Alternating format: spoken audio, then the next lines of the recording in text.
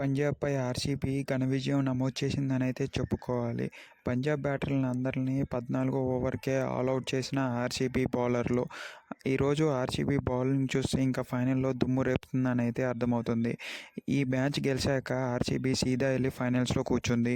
And Punjab కూడా next వచ్చే 2 మ్యాచ్‌ల్లో ఏదైతే జీటీ మరియు ఎంఐలో గెలుస్తదో వాళ్ళతో పోటీ పడనుంది.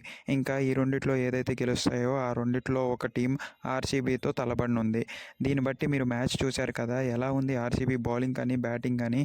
అండ్ ఇలాగే ఆడితే ఫైనల్స్ గెలుస్తుందంటారా? కింద కామెంట్స్ రూపంలో చెప్పి మన ఛానల్ని సబ్స్క్రైబ్ చేసుకొని లైక్ బటన్ అనేది ఆన్ చేయండి. పంజాబ్లో ఉన్న ఫామ్లో ఉన్న బ్యాటర్లందరూ 14 ఓవర్లకే చేతులెత్తేశారు.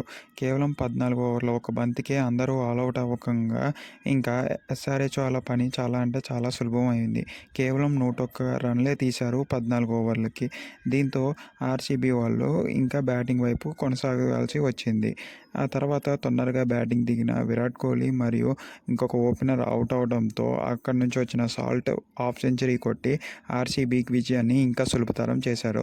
కేవలం 10 ఓవర్లోనే 106 ఏదైతే 101 స్కోర్ని ఛేదించి 106 సిక్స్తో ఫైనలైజ్ చేసిన ఆర్‌సీబీ మ్యాచ్ని ఎంత పొగిడినా కూడా తక్కువ అని అయితే చెప్పుకోవాలి.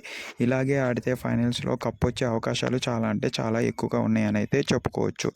చాలా అంటే చాలా గొప్పగా ఆడిన ఆర్‌సీబీకి ఏమి చెప్పగలము ఇంకా ఇంతకన్నా? ఆర్‌సీబీ నుంచి హేజల్‌వుడ్ 3 వికెట్లు తీసుకోగా ఆ తర్వాత వచ్చిన శర్మ కూడా 3 వికెట్లు తీసుకున్నారు. అండ్ తర్వాత వచ్చిన భువనేశ్వర్ కూడా ఒక వికెట్ తీసుకుని తదుపరి వాళ్ళు మిగతా వాళ్ళు చెరొక వికెట్ తీసుకున్నారు. సో దీని కారణంగా ఆర్‌సీబీ విజయం అనేది చాలా అంటే చాలా సులభతరం అయిందని అయితే చెప్పాలి.